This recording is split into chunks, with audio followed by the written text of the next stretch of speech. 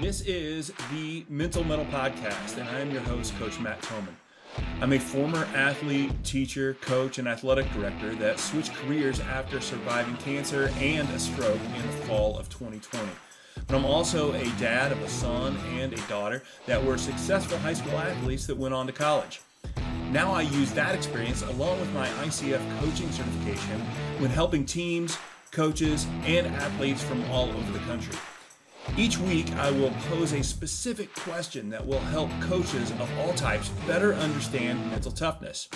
In the Mental Metal Podcast, coaches will learn to help their athletes overcome adversity without being the adversity they need to overcome.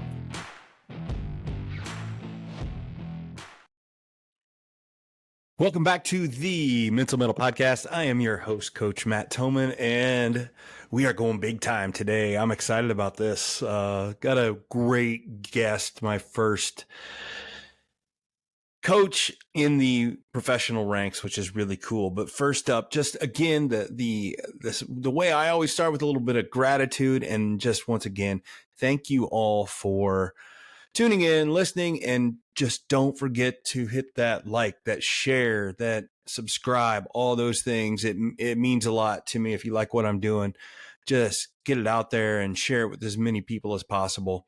That's how I'm able to keep it going. And a couple things coming up.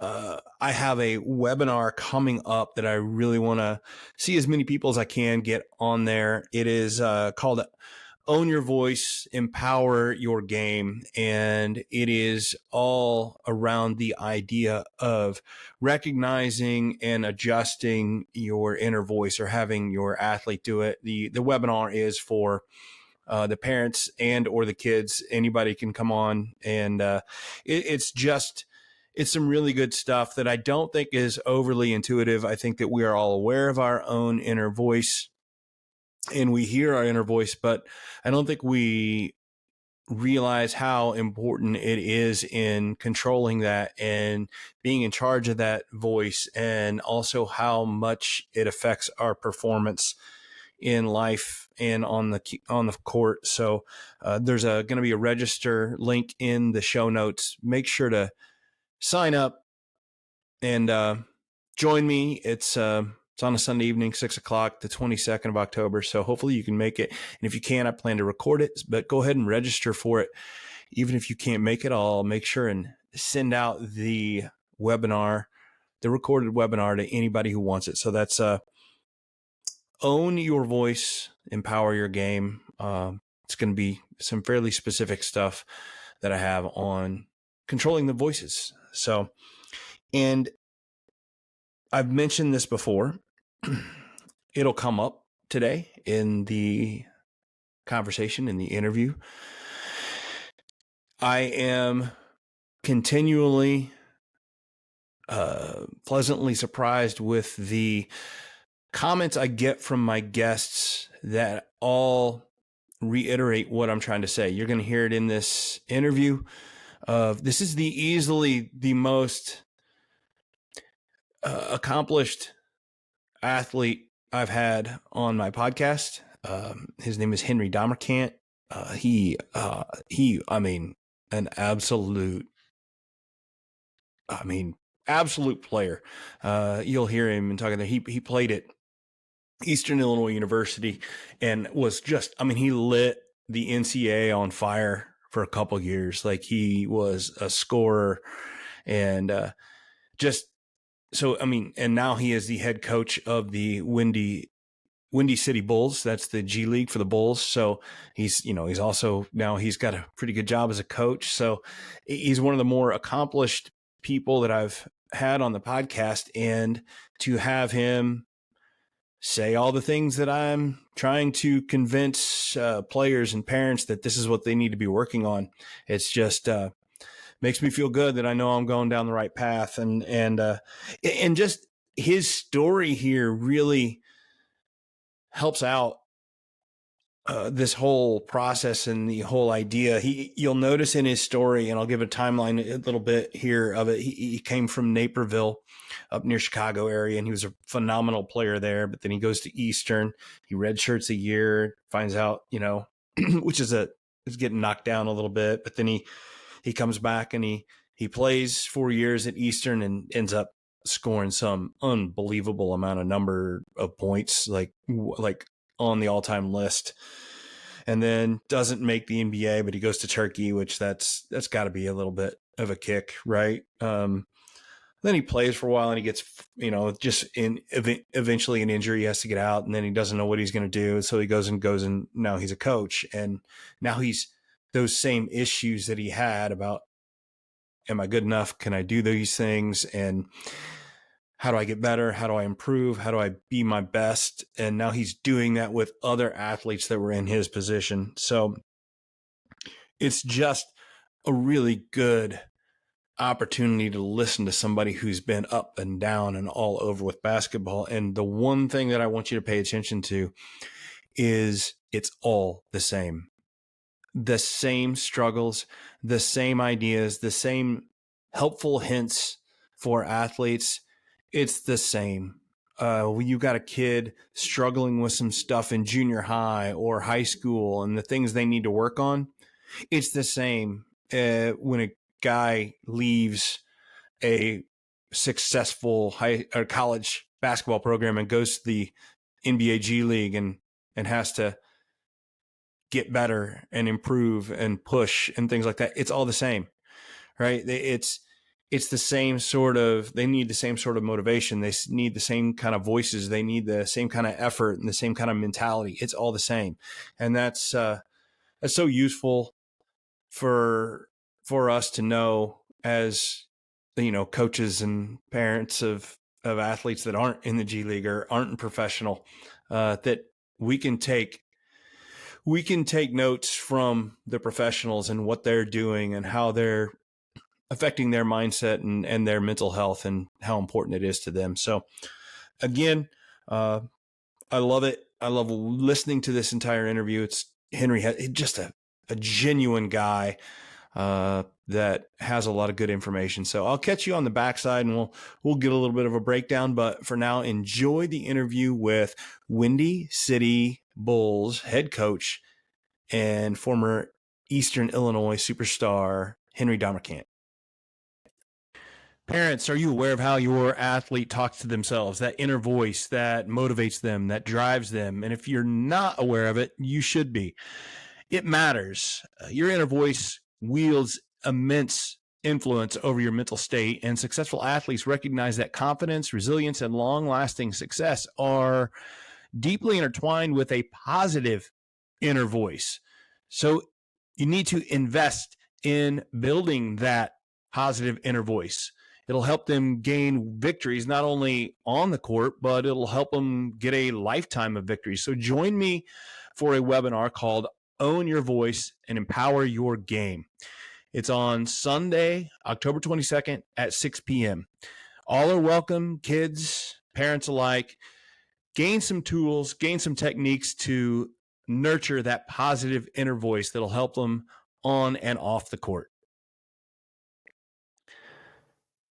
Welcome back to the Mental Winner Podcast. Again, I'm your host, Coach Matt Thomann, and I am here with my guest today that I'm excited to talk about, Henry Domercant. I watched Henry play. I'm a little older than him, and I'm from downstate Illinois, so I remember watching him hoop it up at Eastern, a college I used to go watch games at and go to basketball camps and stuff. So watching him play then, and then seeing him progress, and now he's the head coach for the Windy City Bulls, and I'm honored to have him on here.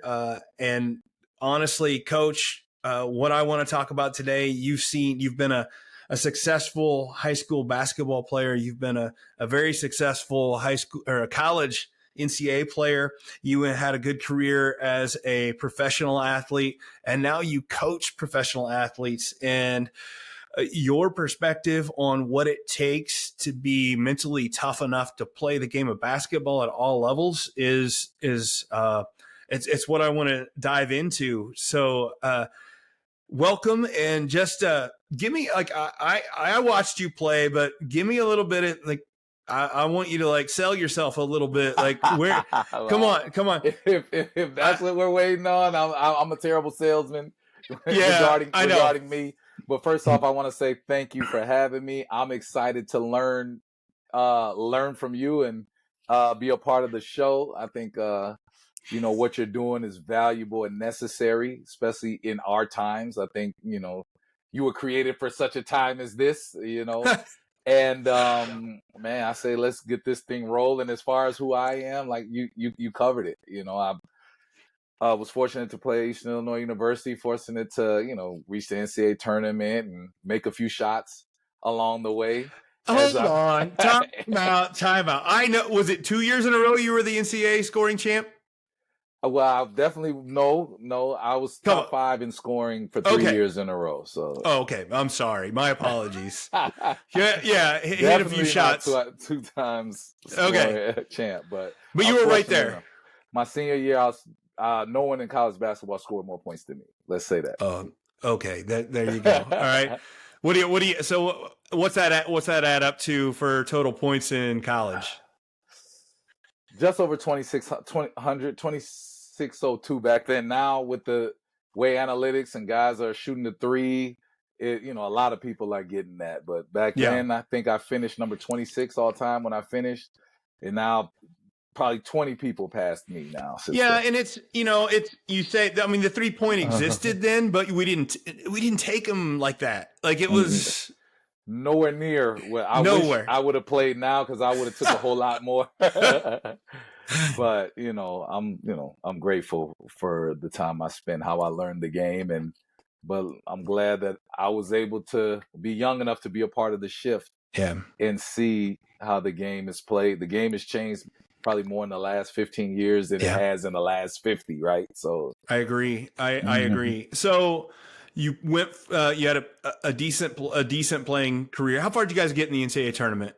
I First forget. game, we lost to First game. Arizona, who went to the finals and lost to Duke. That was the Gilbert Arenas, Richard Jefferson, Oh yeah. along with Jerison Garth. So their whole starting 5 and their 6-man entered the NBA draft that year. Yeah. So it was a good team. Yeah, and I hooked up with you because I'm a good friend with one of your teammates, your center from that team, Jan Thompson. So I loved watching you guys play. So out of college, where'd you go?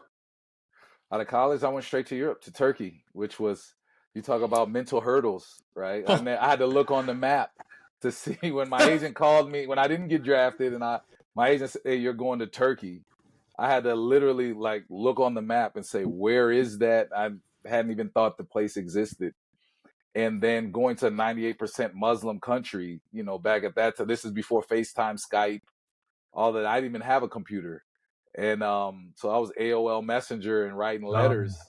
And going there all alone was, definitely grew me and matured me as a man, as an athlete, as everything you can imagine. What and not to bring, and we're well past that, so hopefully we don't bring up too much. But when you came out of college, what was your expectation level on getting drafted? Well, I definitely had some interest from some teams. I worked out for the Raptors 3 times in front of their scouts, so I knew there was some interest. They called and interviewed my mom and things like that. I knew it was possible. There was the potential for it to happen, but it could go either way. At that time, partially because of the overseas invasion. It was up to that point, there was a record number of overseas guys entering the draft, and that definitely played a role in me not getting drafted, I believe. Yeah, was that how'd you take that at the time? I mean, you just roll with the punches. Nothing you can do, and you're just waiting to see where you land. There's still, I thought, well, maybe I can go to training camp or summer league, go a different route to make it. But we figured that Turkey was, Europe was the best place for me to start, to grow my game and to, reestablish myself in the eyes of the NBA people. Yeah, and where all did you end up playing? Oh wow. 5 different countries for 13 years, I think. So, but many different teams. 3 years in Russia, 5 years in Turkey, 3 years in Italy. I know I'm thinking, 1 year in Greece. Spent some time in Romania, before getting injured, I also became naturalized and became a citizen of Bosnia and Herzegovina. So I Really? spent some of my summers playing for their national team. Yeah. What brought that up? Quite frankly, they wanted a scoring guard, and I was like, "Hey, I'll play." As long as I don't have to marry anyone or serve in the military, I'm game. Yeah. And I was fortunate because I got to play against some of the best in the world during those European championships. So I got to play against Dirk after they won the championship, and play against Tony Parker and a lot more NBA guys who were competing for their countries in the summer. So it was really fun experience. That is, I mean, that just the experience you had to get from that, like that's crazy. That's so got to be memorable. So you talked about the mental hurdles of going to Turkey. Like, Whew. let's talk. Okay, what's the what are we talking about? I mean, first off, the general things, right? First time leaving the country for that long. I was leaving for 10 months, ahead of me. Leaving the friends and family, the isolation, right? But also going to a game in a style of play that I wasn't sure I knew. But ultimately, the actual hurdles that I didn't even think of was my coach didn't speak English. And then half my team didn't speak English. So just communicating. I'm thankful basketball has a universal language, but, just being with the team and traveling with the team and normal things where you feel your normal connection and things when you're isolated there. And these are the only people I know in this country, and half of them don't speak English. Definitely felt, like I said, I felt isolated, and question, I want to grow at this game, and I wasn't sure how I was going to be able to grow with not being able to understand my coach.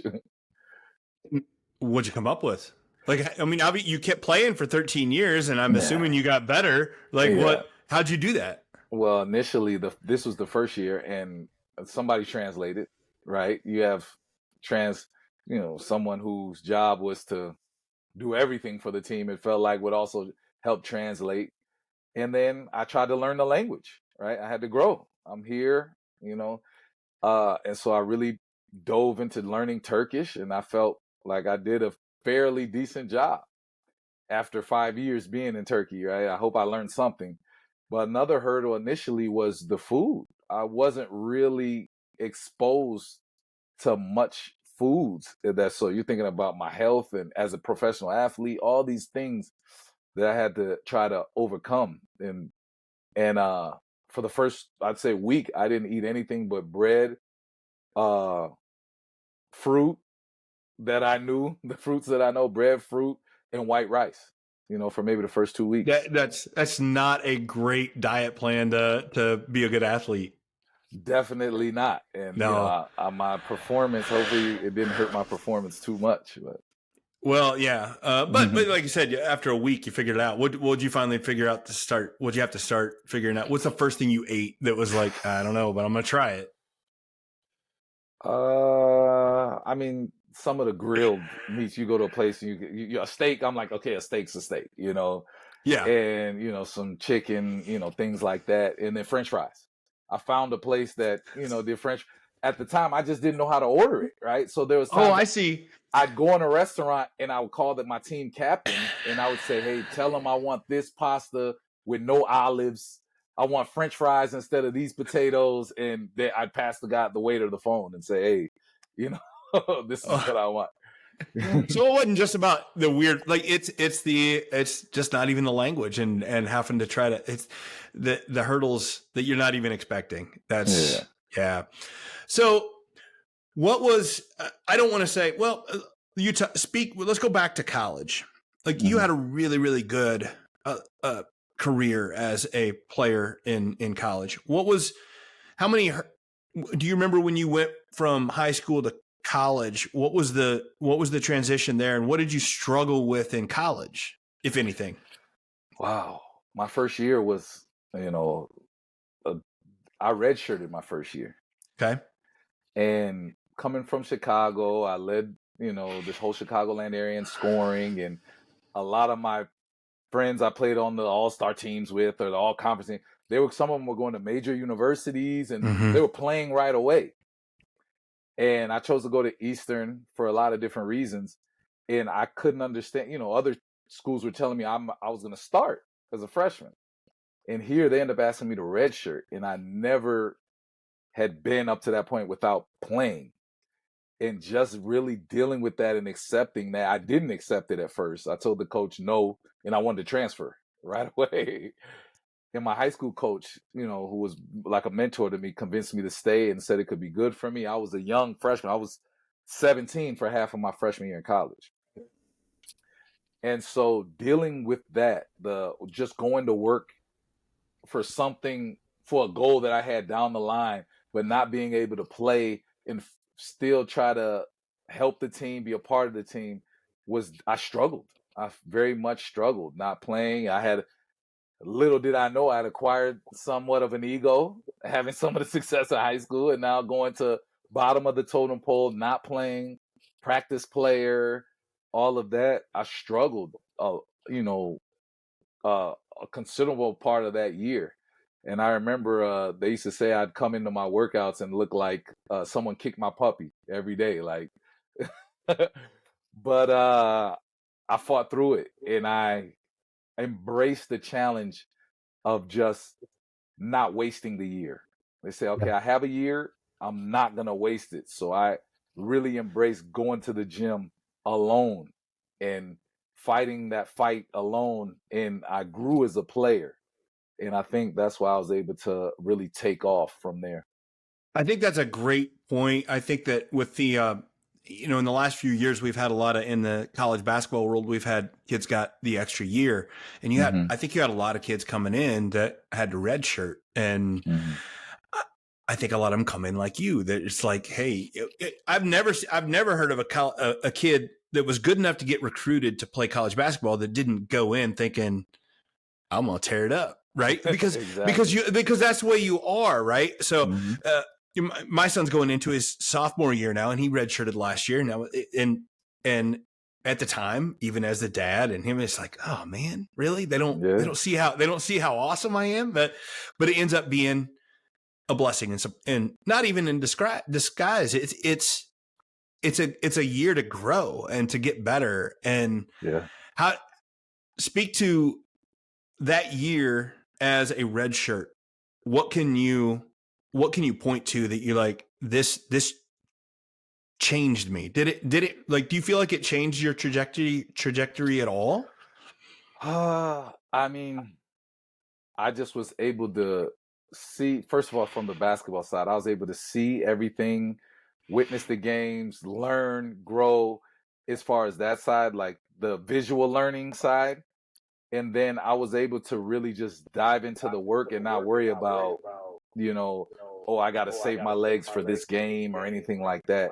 And it just helped me build a routine that I was able to maintain throughout my college career. So I was every day at the rec at 8 a.m. I treated it as first period. And, for sure it was Monday through Friday. I'm sure some Saturdays I would probably take one day off. But practice days, every day I was in the rec, 8 a.m. And I built that routine from my freshman year. And so now, I guess, fast forward, I hear Doug Collins used to be a consultant for the Bulls. And everybody always asks him about coaching Michael Jordan. And, of course. One thing I remember him saying was greatness has a routine, and how much Michael's routine, how focused he was on maintaining his routine, to the point where if you was at a restaurant and they were late with his food, he'd never go to that restaurant again on game day, type of thing. And so if we speak about my college, I found a routine that really worked for me. And I started to see the fruit from the work. I started to see the fruit from the work in practice. So I would work on things, try things in my workout, then go to practice and say, wait a minute, I'm getting better at this. Wait a minute, I'm getting better. And confidence started to rise. And then I was able to take that into the next year as a quote unquote freshman, redshirt freshman. But I feel like I was, so much more prepared because of it. I think that's what I see. Like, you go in and it's like, you probably wouldn't have built that routine if you'd have just come in and played. And that's I've got this vision of you coming from. Okay, so I'm a downstate Illinois guy, so I've got this vision of you from coming from Naperville, right? Yeah, Naperville Yeah, North and High you School. I transferred. yeah, you've got the Chicago guy that, like you said, probably got a chip on your shoulder, having to go downstate to play in Charleston, Illinois, and the first thing they tell you is you're not even going to play this year, and it had, like you said, it has to feel like somebody kicked your puppy the whole time. Yeah, I mean, it was here. The phrase was, "Would you feel like you wasted a year if you played 7 minutes a game?" That's what they told me. You know what my response was? I want to play more than 7 minutes, right? I said, if you put me out there for 7, I'm gonna do something to make you keep me out there for 15. That's what I told him. And he was looking, well, they had a late junior college transfer. And the funny thing about it was, I don't know if they thought they were going to get him, but they ended up making him my roommate. But even though I went there and I told the 2 guard from the year before, I'm starting over you. I don't care. I'm a fresh. I was that, confident. Let's use that word. I was I'm starting as a freshman. And then it obviously didn't happen. It didn't. And I'm thankful that it was my best interest for me to, even though I tell my coach to this day, I shouldn't have redshirted. I was better than you. Yeah, but sometimes we have people save us from ourselves. So for sure. All right, let's take a quick break. When we get back, I want to get into that transition you made from player to coach and some of the lessons you take and go into that. So we'll take a quick break and we'll be right back. The Mental Metal Podcast is brought to you by our friends at Quick Cut. Quick Cut is the new alternative to Huddle. It's no secret why Quick Cut is the fastest growing platform in the country. Their video analysis platform has everything you need. Plus, you'll get triple the storage at about half the price. And now get even more when you use the promo code 50hours for 50 hours of free video storage. Make the switch. You'll be glad you did. Visit quickcut.com today. Educators and coaches, let's talk about professional development speakers for a moment. You know the drill. There's some good out there, but there's a lot of bad. I've been there and I've felt your frustration. And that's why I've got something different for you. Professional development that's actually engaging and genuinely useful. As a certified coach and a former educator, I understand the struggles our students and athletes face. The pandemic's impact is real, but so is the potential for positive change. Mental Metal Coaching has 2 presentations designed to help you tackle the social emotional challenges that schools are dealing with. First is for teachers of all ages and is called Live Your 100. This transformative journey draws from my own experiences overcoming hardship. This seminar equips you with the tools to assess mental states, conquer challenges, and infuse positivity into classrooms and to teams. Learn not to survive, but actually thrive. And the second presentation is specifically for coaches, those that tend to sit in the back and draw up plays during presentations. This presentation is called Forging Mental Metal in Athletes. It is not your typical PD. It's about actionable techniques. Empower your athletes to face adversity, develop growth mindsets, and break mental barriers that hold them back. I get it. The skepticism around PD is real, and that's why Mental Metal Coaching stands out. My presentations are rooted in real-world struggles, delivering strategies that you can apply right away. If it all sounds good, contact me, Coach Thomann, or send my information to your administration. Let them know that you want to see professional development that will actually make a difference.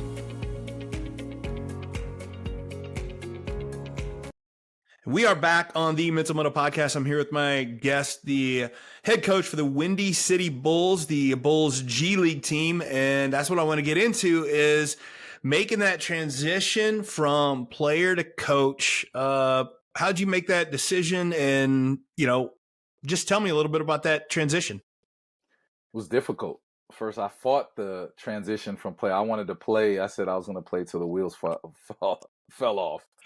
And then I was confronted in training camp with an injury where they said, the wheels might fall off.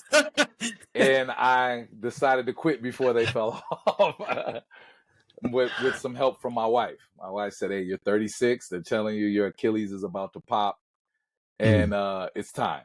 And so I was in Romania at the time for a short time. And so I'm in the MRI and they're telling me, oh, you just need 3 months and you'll be back. And I was like, and he was so positive and upbeat. And I was thinking, this guy has no idea he's telling me my career's over, Yeah. you know? And so going through that, it was prior to the G League season and NBA season. And so I was fortunate to have a friend who worked with the Boston Celtics G League. He was the head coach. I let them know that I was done playing, and if they had any opportunity for me, I'd be open to it. And I went from player to coach. Long story short, I went from player to coach in 6 days. So I flew back from Romania on a Thursday. I was in Boston that next Tuesday or Wednesday, and then I interviewed, and then they gave me the job on that Wednesday, I think. So, what was that job? What was that first job? Oh, assistant coach in the G League. Okay. And I knew nothing about coaching, but they wanted a former player on the staff, and they helped me grow as a coach and learn. So I feel so bad now that I'm a head coach. I wish I could have helped him more at that time, but it was really beneficial for me just going to that organization. It was Brad Stevens was the head coach. I was able to be a part of training camp and learn from them. That was Kyrie's first year and Jason Tatum's rookie year. And so I really treasure that experience, and it really accelerated my growth as a coach. But prior to that, I don't want to ramble, but prior to that, the year before, I wasn't sure I was getting the job. My phone rang late, and I used to lay awake at night. Like, what am I going to do if this phone doesn't ring? What am I going to do? If basketball's, I don't know my life not being a basketball player. And so I was fortunate to get a call to go play in Romania, but it was very short-lived. I got hurt in training camp. And so then that's what's the story. That's how I landed. Yeah. So the decision got made for you. What I don't want to go. I want to go back to the coaching stuff in a minute, but what you said there, when you said, talk to me about the identity of being a basketball player. You said you laid awake at night, and said, I don't know my life if I'm not a basketball player. Yeah. I feel that you don't have to be a pro athlete to feel that. Like, I feel like I work with kids that are junior high kids or high school kids that feel that already. What advice do you have for them looking on the other side of that? Well, first off, when you start to be done, a lot of your friends are, right? Because, when you get old, a lot of the players, getting old too, right? So I know a lot of players who struggled with this. But the advice I would give is, honestly, my faith is what got me through it. It was still difficult, but knowing my identity, who I am in Christ, and saying basketball is not just who I am. Basketball is what I do, and it's not who I am. And, having counsel saying, I did basketball, but for the glory of God. And then when it's over, I'm going to have something else to do for the glory of God. And so that reassured me. But even still, I would drive up Lakeshore Drive and say, okay, so what do I do if I don't have to? It was more so than the games, the going to work out every day, going to shoot every day. It was such a part of my life. I struggled with it. I really struggled with it. And the monotony of just going to a regular job where I'm not in Milan playing, and then next week we're in Barcelona, and then next week we're playing in Russia, and the monotony of just doing a regular job, I was very fearful of. Yeah. And like, to somebody listening, who like, that is like, it's amazing, like, our mindsets around things, because when you say the monotony of a day-to-day job and you're working with Kyrie and Brad Stevens, and you're like, right, that's not, you know what I'm saying? Like, to a lot of people, you're like, what is he talking about? That's like a dream job, right? but it doesn't matter. It's all your perspective and where you come from, right? You developed that routine that started when you were a redshirt freshman, and now that routine is being It's cut done. off. It's Cut done. off. Wow. So when you started coaching, you said you had a lot to learn. You didn't know the first thing about coaching. What were some eye openers that you got that you're like, oh, I didn't realize this about coaching? What'd you pick up on? Well, I mean, as an assistant, I didn't know anything about the technology, the software, the video editing, all of that stuff.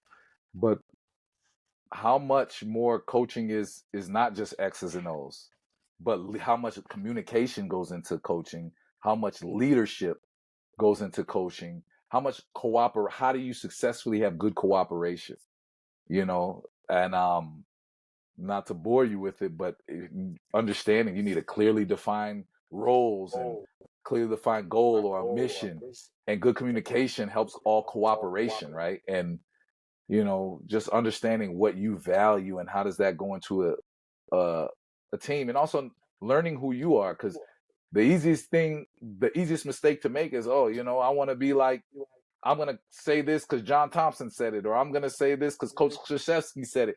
But you got to find your own voice, as a coach, to be authentic and sincere. And just growing through that, I think, is some things that really, I guess, open my eyes to coaching. So what's the Coach Domercant voice? I always say I'm a fake coach, but I'm a nice guy. So I'm a real nice guy. I'm a fake coach, but I go through the lens of my focus is development, and I want to help. My mission is to help players reach their full potential on and off the court. And so I make every decision with that. Like, am I helping the guys grow as young men, as young athletes, grow in their faith? And, because like I said, if you won't know your true identity, I think, until you know your identity in Christ. So I make my decisions. That's my North Star as I go. And I just try to do right by the players and pay forward what was given to me. Right. What's the so when you talk about development and stuff, you are talking about kids, like you say young players, but what's like your team now? What's the ages you got?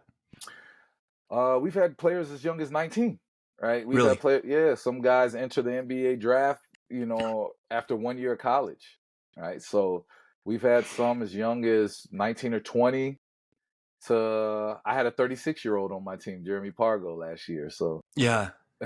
so we've had a wide range of guys. So, but again, listen for the, kids, coaches, stuff that are listening, you're talking about development, but you're talking about people that are already like way up in the level of basketball, right? But but because like that development never stops. Never.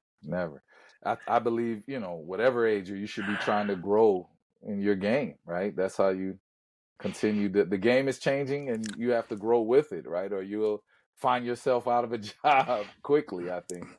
Yeah. And the competitor in you should be one to get better each and every day, right? 1% better, right? Yeah. I mean, a little bit every day but that's, I mean, I love it. There's all these sayings about, trust the process and things like that. And I get it. Process is hard, right? Very much so. The process is a grind. And I think that's what people want to wake up and be better. And it's not that quick. Well, Coach Donovan always says everything you want is on the other side of hard. Mm-hmm. And so you got some things you got to go through instead of trying to avoid. But for the young men in this league, most of the people don't want to be in the G League. So it's almost like you can see the NBA and there's NBA scouts at every game. And sometimes you play in NBA facilities or practice in NBA facilities. And sometimes NBA players are sent down and you're playing against NBA players, but you're not in the NBA. And so just constantly pushing to try and reach that ultimate goal. Or for some guys, it's to get in a better, become better so they can get in a better situation to go overseas and make a bigger check and play in China or play in some of those leagues that can pay, even millions of dollars over there. So they have to fight that fight, of some guys come from high major programs, right? They were some of the best players in college. But now you're no longer flying private. You're not, you're going, you don't have the best meals and everything that some of those Power 5 conferences have. And you're trying to fight through that to try and break through to reach your ultimate goal. Tell me a little bit about the just the values and the hallmarks of a player that shows up in the G League and does it the right way and uses it and gets better and does make that next step up. Like what like is there a quintessential kid or a guy that this is how they do it? This is what you need to do. I mean, we have two actually on our team, right? Alex Caruso was one of those guys. Okay. He came to the G League, and one of them was having awareness of themselves, of their strengths and weaknesses, right? Sometimes we can overinflate our strengths or and underestimate our weaknesses. So he had a strong sense of identity as far as who he was as a player. I think being able to listen and be coachable, those things, because there's so many voices at this level. You have social media, you have girls or girlfriend, you have your parents, agents, your college coach, your older brother who thinks this is what you need, and then the front office and the coaching staff. And after a game, you can take 7 phone calls and say, you should have did this in the game. And then the coach says this, and then the play. And so being able to silence certain voices and silence the social media maybe that they post and focus on the right things, being careful who you listen to is a big thing, I think, at this level. And then being coachable, being able to apply what you listen to, I think is valuable. But also, ultimately, there's always adversity, right? Always. And whatever situation you're in, and this situation is no different. But there's some guys who've been told they've been great all their life. I've coached McDonald's All-Americans who are in the G League. And being able to accept criticism or accept coaching or correction is a big thing. And through adversity, I always say, if everything has to go right for you, you won't do well in this league. No, I'm gonna adjust that sentence and put the word life in there, right? I mean, because that's the truth. Because I love that you mentioned Alex Caruso, because that dude walking down the street does not look like an NBA player, right? Like there's no, I mean, besides his height, right? He's 6'6", maybe 6'5". Okay. But other than that, you wouldn't really say that. Yeah. No, but I mean 6. Yeah, I agree. 6'6", kind of. But I mean, he's not. He's slim. But it's that's what I'm saying. Yeah. So just those things. Everything. I love what you're saying right there. Just about the adversity. I think that, I mean, one of the things I love to teach players and work with them is that you cannot run from adversity. You actually need to be looking for it, because, and we know that coaches know that the way you get players better is to make them work hard. You work hard, and that's how you get better. But yet when we are faced with unintentional adversity, we like, oh, why is this happening to me? Well, how do we avoid it? What can we do to get away from it, escape it? But sometimes it's the exact thing you need to grow. Yeah. Sometimes growth looks like learning how to order French fries and turkey, right? Like, exactly. I mean, so let's take a quick break, and we'll come back for one more segment. And I really want to get some of your advice for coaches and for young players. I loved what you're saying. So much of what you just said about G League players is applicable to anybody playing basketball. And I just want to dive into that a little bit. So we'll take a break and be right back. Less than 1% of high school athletes ever become professional athletes. But as parents, we invest in their athletic pursuits because we know it's worth it. Sports build vital life skills. Confidence, perseverance, and the joy they bring are invaluable lessons from sports. But what if your athlete is facing the other side? What if anxiety, apathy, and sorrow have replaced the joy? Well, I can help. My name is Matt Thomann, and I am a certified mental coach. And I understand the challenges young athletes face. I've seen mental coaching transform the mindset of many young athletes. It's not about turning them into pros, but nurturing their inner strength for sports and for life. At Mental Metal Coaching, we offer virtual sessions to help them tackle challenges, build confidence, and rediscover the joy of sports. Every young athlete deserves to thrive. Mental Metal Coaching, facing adversity with a smile. Coaches, empower your athletes to overcome adversity with the Mental Metal Academy. Teach them to face and conquer hardship without adding extra pressure. Visit the link in the show notes and enter the code METTLE, that's METTLE, at checkout for a special listener discount. And we are back for one more segment with Windy City head coach MHenry Domercant. And Coach, I loved the last segment. We really got into you talking about the G League and having the adversity. And I think that I work with athletes from junior high up through, I've worked with athletes in, in the Big Ten and the SEC and stuff like that. And I think that it's like every time you go up a level, you think they don't expect it to be hard. It's like, oh, it'll be good. And it's nice to hear that these kids, these athletes, they come out of they're all, like you said, McDonald's All-Americans. They have at least a year or two or more successful years in college, and then they hit the G League, and they're same as you heading that first year down to Eastern. You're like, oh, by the way, yeah, we want you here, but you're probably not playing. You're probably not starting this year. And it's like, what are you talking about? And it's refreshing to me to know that that's all. It's part of the process and part of the situation, regardless of the level. Yeah. It's all along the way. So when we talk about facing that adversity and that growth in that adversity, I would love to hear some tips from you that you have for athletes of any age in any sport. Like, how do you face that adversity? How do you make it a part of your, just part of your mindset? Wow. I think there's a lot of things you can do.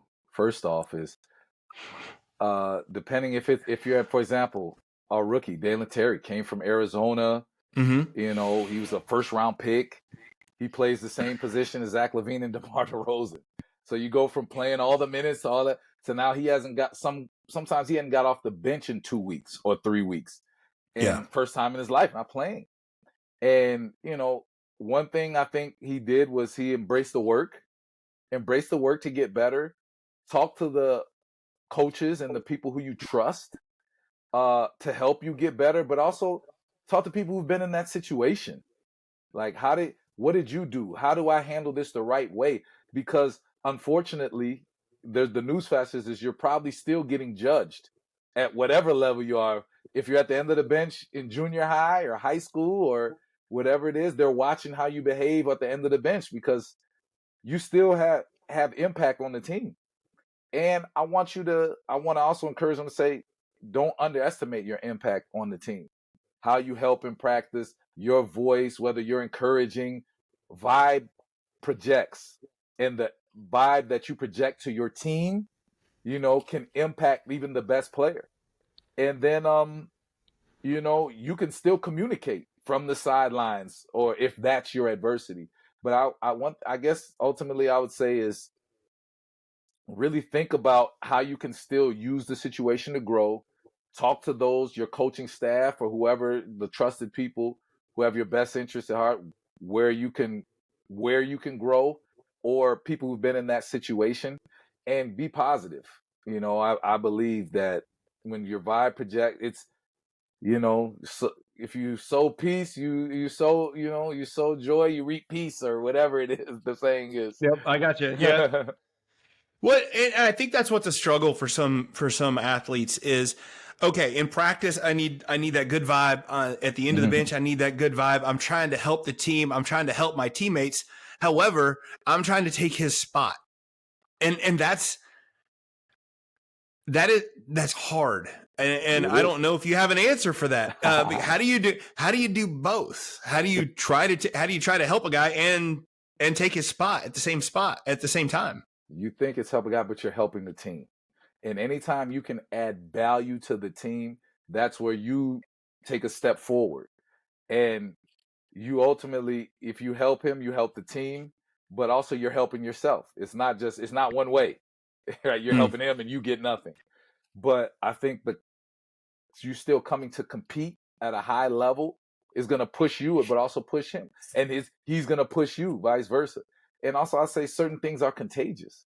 If you're being that way, it's good. Somebody's going to be that way with you, and you'll grow. Somebody's going to help lift you up, whether it's the coaching staff, whether whoever it is.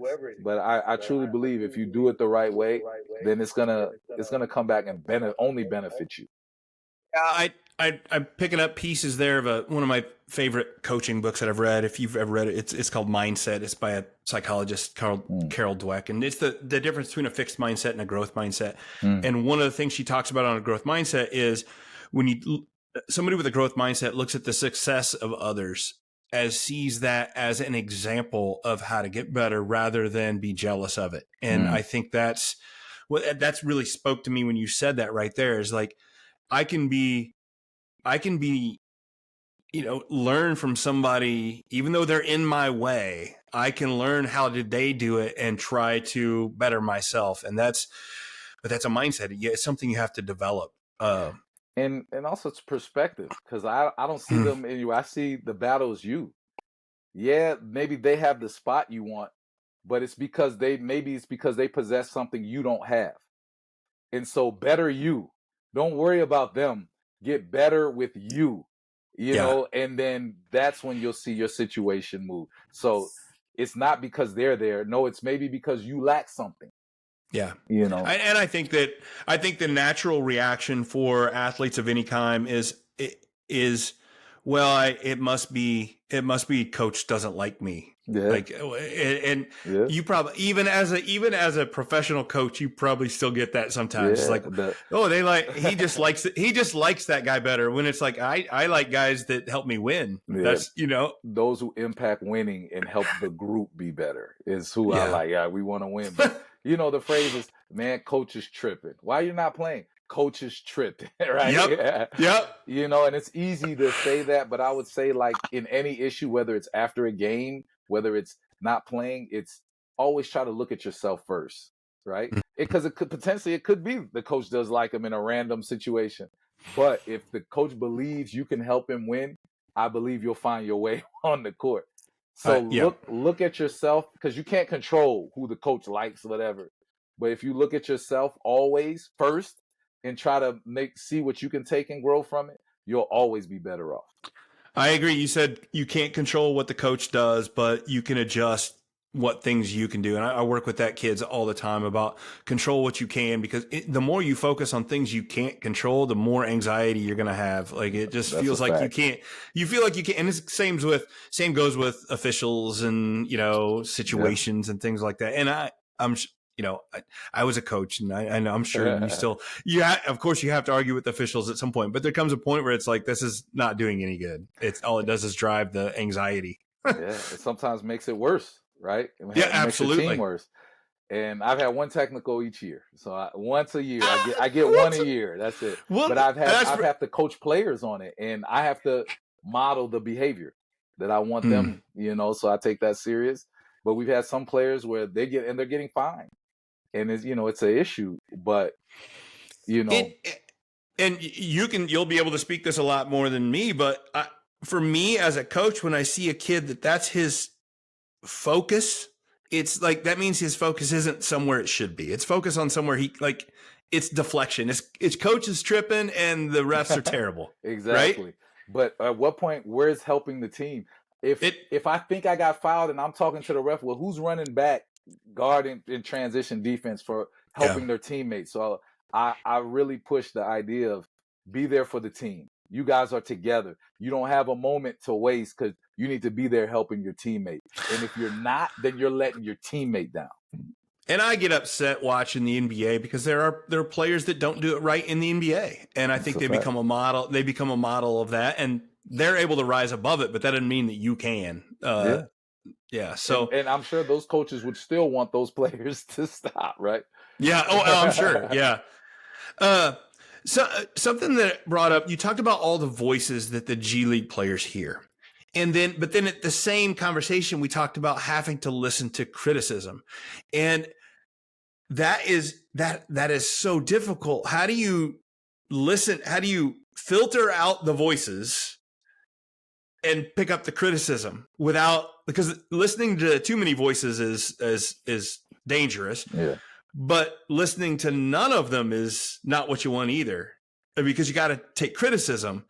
How do you filter that out? It's difficult. It's difficult, but that's why I think the real choice is, or I say it like, you have to choose who you listen to, right? And be wise with that. And ultimately, it's those obviously who you trust and who have your best interest at heart. But I can say it like this: when I was choosing an agent, my mother was trying to give me advice, and I thought it was poor advice. And I know she loved me. I know she wanted what's best for me, but she never had to deal with an NBA agent before, right? And I ultimately listened to some people who were in that situation before.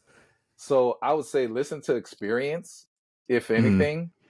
Obviously, listen to those who trust, but also track record. As far as you can't listen to someone who always tells you what you want to hear. That's not good for you, right?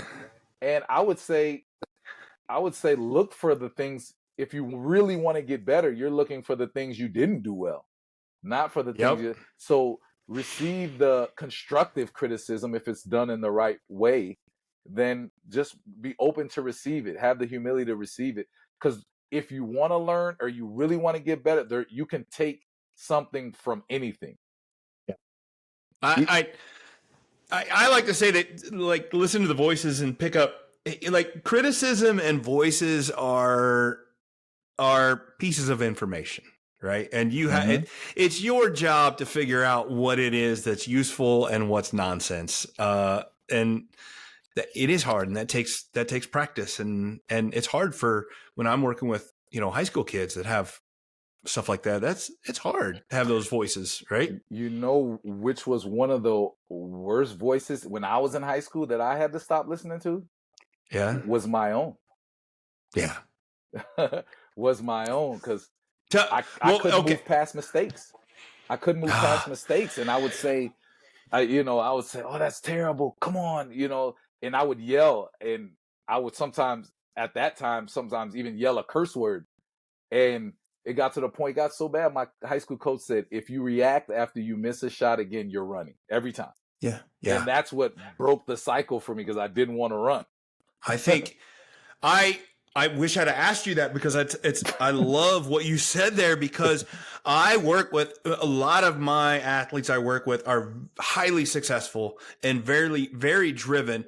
And they love to say things like, well, I'm always going to be the hardest on me. And I'm like, okay, you should drive and you should grind. But when you rely on, and it's not just me, there's research on this, when you rely on a negative voice to fuel you, it has to continually get louder, and it has to continually exaggerate more. Yeah. I'm sure at some point in your career, you were yelling at yourself, like, I'm the worst basketball player ever. And right. And that's what kids, and it's nowhere close to the truth. And the truth, and that just develops. There's a lot of research out there that says if you start to talk to yourself in that inner voice that's negative, it's a really strong precursor to anxiety, depression, and all those. And if you're doing it and your kid's doing it, you got to try and fix it. You got to fix it. It's not okay to just keep beating yourself. So I love that you said that. And I do. And I tell my teammates, some of my players now, I say, if you wouldn't say it to one of your teammates, if it's not right to say to one of your teammates, don't say it to yourself. I say, let's love on yourself a little bit, right? I agree. And I believe, PMA, positive mental attitude. I focus on that, and I preach.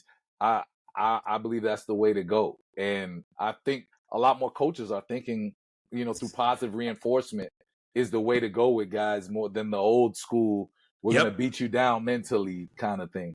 It's, it's funny. I've talked to professionals, and I've talked to some Big Ten coaches, and gone all the way down to junior high. And it starts at the top, right? So these upper levels are starting to figure out how important that positive mental attitude is, and how a happy player is a good player, but it's not filtered down yet to the lower ranks. I feel like I'm more likely to see a high school coach that's old school and break them down and stuff than I do Yeah, a lot of professionals. Yeah. So, and I think it's going to filter that way. And I hope so. It's like you said, with what I'm doing now, as for such a time like this, like it bothers me that's what I have to do now, but that's what I'm doing. But if it's there, it's there. If it's needed, it's needed. I'll just do it. I'll share a nugget, Tim Grover, especially for those who are shooters. Sometimes if you miss 2 shots in a row, you're yelling, I should never miss 2 in a row or whatever. Yeah. And one thing he told me, I don't know if it was Jedi mind trick or it was true, but it worked. He said, don't go negative when you're shooting, because the more negative you get, the more you'll miss, because to be negative, it shuts off the side of your brain of the motor skills. Mm-hmm. So and so the motor skills you need to shoot won't be working as well if you go negative. So it's a cycle of, if you go negative, you're going to miss more, and you keep going negative. So if you're positive, it'll help you shoot better, is kind of what he thought. And I'm a firm believer in it. And so whatever kids, start telling yourself, you can make is 1 shot at a time. If you miss that one, then you can make the next one. All you got to do is make the next one, Who was it told you that? Tim Grover. Oh, okay. Yeah. I mean, and I love hearing all that stuff, because that's what I'm trying to go. And I get resistance on it sometimes. I think that, but I love hearing you say it. So last question, and we'll let you go here, Coach. What my favorite question I always ask at the end of an interview: what did I not ask you that I should have? What did I not talk about? This, what should we have talked about? How much mental health within some of the best players is really playing a factor in what guys do. I think even our coach is thinking about not mental health or mental wellness, but mental performance. Like we expect these really talented guys who've had success at the end of games to just be ready for it, or think they're just the eye of the tiger in those moments. But some of them in the last 2 minutes, hands get sweaty, or they know the ball's coming to them. They're supposed to be the guy, but they feel a little bit of anxiety in that moment. Or what are some of the tricks that they do to overcome some of the anxiety in those moments for mental performance, whether it's for the last 2 minutes of the game, or whether it's adversity when I hear a bad call or a teammate says something bad to me. How am I supposed to respond and lead? And some of those things of how these great players are supposed to respond to it. Or, for example, DeMar DeRozan gets traded from Toronto, and then they win a championship. And then he has to walk around thinking, was it me? Yeah. Certain NBA guys deal with certain issues like that you would never think, they get paid millions of dollars and they should just be fine. But, sometimes they're dealing with certain issues like that, but also the mental side of making a certain amount of money, or the perception of it, and how people respond to it, and how you still got to perform on the court when relationships are breaking, or, dealing with lifelong relationships, family relationships. Like, how do they handle those mental? It's just another form of adversity. Yeah. But, how I think guys are making that shift in the NBA to really look into the mental performance, as they say, as well as mental wellness, is being a lot more commonly used around the league. I like I said, the more I'm seeing this happening, it's that upper levels are starting to invest in it, and that's I think that's a great move, because it'll filter down. Well, I heard one of the front office guys say it. We're investing. For example, Zach LaVine signed for $215 million, or Patrick Mahomes signed for $500 million or whatever it is. Yeah, you're investing in all this money in them, giving them the best training equipment, the best coaches you can give them, the best sports performance. Why wouldn't we try to help grow them mentally as well? Because ultimately, that has probably even a greater impact on the game. Absolutely. I'm thrilled to hear you say that. I love it. Yeah, it's fantastic. I love hearing it. So, Coach, it's been fantastic talking to you. It's been an absolute pleasure. I'm sure it probably sounds to me like somebody listening sounds like I put all these ideas in your head. And it's, so anytime that, I love it when I get a guest on here that is already just speaking my language, and the more and more, the people that are willing to come on the show, I realize that that's we are speaking the same language because we believe in this stuff and understand how important that the mental toughness and the mental health is for athletics, and not just athletics, for life. So, well, I'm grateful to be here, grateful to be on the podcast, and grateful to listen to some of the other great people you're going to have on. And man, hopefully I can learn and grow a little more, and you'll have me back. You bet. I would love to, Coach. We'll be watching. Good luck this season with the Windy City Bulls. Thank you very much. All right. Thanks, Coach. Thank you. Parents, are you aware of how your athlete talks to themselves, that inner voice that motivates them, that drives them? And if you're not aware of it, you should be. It matters. Your inner voice wields immense influence over your mental state, and successful athletes recognize that confidence, resilience, and long-lasting success are deeply intertwined with a positive inner voice. So you need to invest in building that positive inner voice. It'll help them gain victories not only on the court, but it'll help them get a lifetime of victories. So join me for a webinar called Own Your Voice and Empower Your Game. It's on Sunday, October 22nd at 6 p.m. All are welcome, kids, parents alike. Gain some tools, gain some techniques to nurture that positive inner voice that'll help them on and off the court. The Mental Metal Podcast is brought to you by our friends at Quick Cut. Quick Cut is the new alternative to Huddle. It's no secret why Quick Cut is the fastest growing platform in the country. Their video analysis platform has everything you need. Plus, you'll get triple the storage at about half the price. And now get even more when you use the promo code 50hours for 50 hours of free video storage. Make the switch. You'll be glad you did. Visit quickcut.com today. Welcome back to the show. Host Matt Thomann here with you on the Mental Metal Podcast, and I want to do a little breakdown on that interview with Coach MHenry Domercant of the Windy City Bulls. Very excited to have him on as somebody I was a fan watching. That wasn't just making that up. I can remember I'm older than he is, and I was out of college and watching Henry just go nuts, man. He was a player. So to have him, to meet him and talk to him and have him be such a nice guy and such a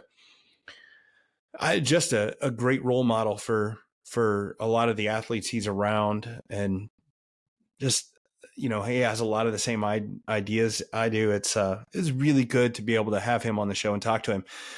A couple of things, I could talk forever about some of the things he talks about, but I've already listened to him, or we listened to him talk, and he did a really good job. But a few things I want to point out that are just very important. The first thing, he really talked about identity in there, and about his struggle when he didn't know what he was going to do basketball anymore. And I mentioned it in the interview that I find that with kids all the time, that they don't know who they are without their sport. And that's, that can be a dangerous thing, especially when things start to end.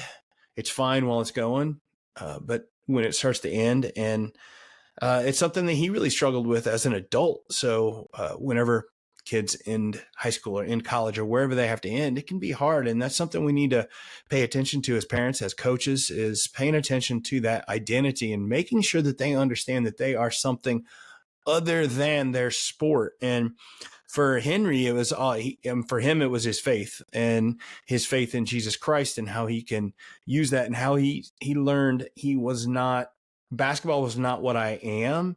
It's what I do. And I do all things for the glory of Christ. And that helped him make a transition to being a coach rather than a player. Is like, I'm not going to be a player anymore, but I'm going to be a coach, but I'm going to do it for Christ, which that's my belief system. And that's what I'm going to do. And I think that that's really useful information to know, that remember why you're doing it rather than just what you're doing. And you're not just a basketball player, you're not just a baseball player, football player, volleyball player. Why do you do it? What are you doing it for? Knowing that is really good. And he talked about more than just his faith in Christ, he also he even said it, that's my North Star. And he talked about how important it is for him to be helping others be their best, which is obviously, as a coach, you need to have that sort of motivation. But I noticed, I never heard him. He didn't talk about wins at all as a coach, not a bit. He was talking about helping players develop and get better, and how that was his goal. He wanted them to grow and continue to grow and be better. And that's I mean, people don't pay attention to the G League like they do NBA League or college. So maybe you say, well, wins don't matter, but they do. They always do, right? I mean, we want our high school and junior high teams to win, and we think that matters to us, and it doesn't to most people. So I think it matters to win, but the fact, it meant a lot to me that was not the main idea that Coach Domercant was saying. He said, I'm there to help players get better. And then he talked a lot about having them have their goal be help the team. He said that a lot, help the team. And that can be a hard thing to do when a lot of players, if you're on the bench or you're hurt or you're out and you say, well, I can't help the team. Well, you can always help the team. And that if you're not doing that, it can be a little selfish. And he made it to the point where if you are helping the team, if you're advancing the team, you're also advancing yourself. And I think that's a really good way to put it out there for players to know that as long as I am advancing the team, I'm advancing myself. And he said, if you have that positive vibe around you, if you treat others with a positive vibe, you're going to get that positive vibe back. And it's a good rule to live by, is give that positive vibe out and you'll get it back. So, and keep in mind that he's talking about these things about G League players. He talked about coaching, McDonald's All-Americans and kids that have come from Power 5 programs. And I think the favorite thing he said in there was that he said it's the G League and nobody wants to be in the G League. Think about that for a moment, about being a coach in the G League. Nobody wants to be there. Nobody. They all wanted to be in the NBA. And a lot of times it's not as good as the college team that they just played on, or it's not as touted, or, it's, G League games don't make the ESPN, whereas, college basketball and the March Madness is all over the place. And I'm sure they all had aspirations of going to the NBA, and now they can taste it. They can taste it and it's right there, but they're not there. And to play on an entire team or an entire league that everybody is not where they want to be, think about that. That means that the inclination is there's going to be a negative vibe.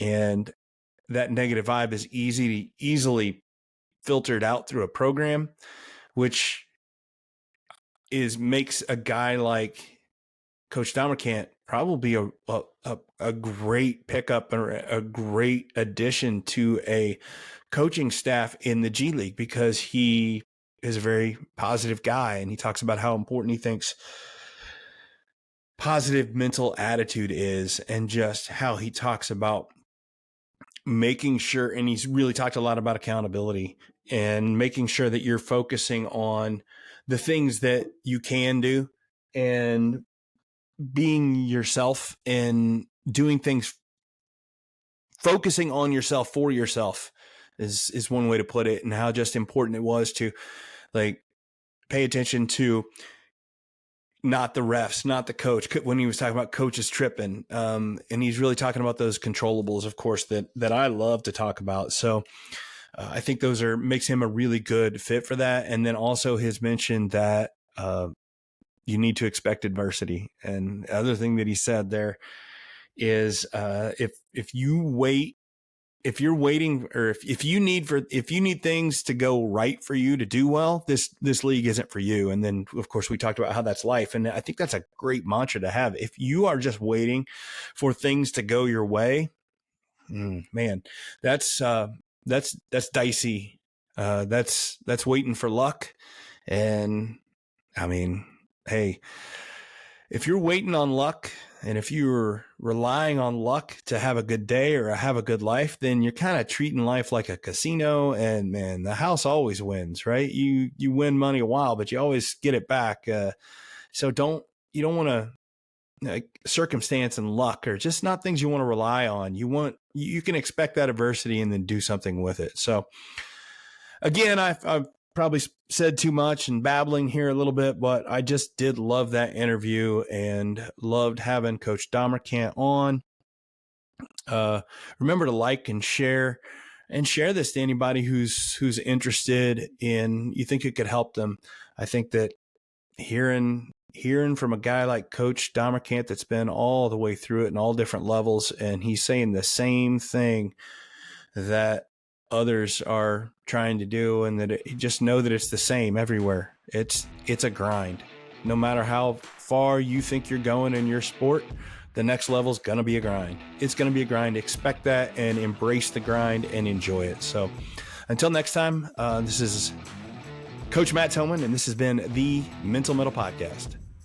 Thanks again for listening to the Mental Metal Podcast, produced by Coraggio Media, sponsored by QuickCut, a video management platform for every level of play, and by Mental Metal Coaching, helping athletes learn to face adversity in a spirited and resilient way.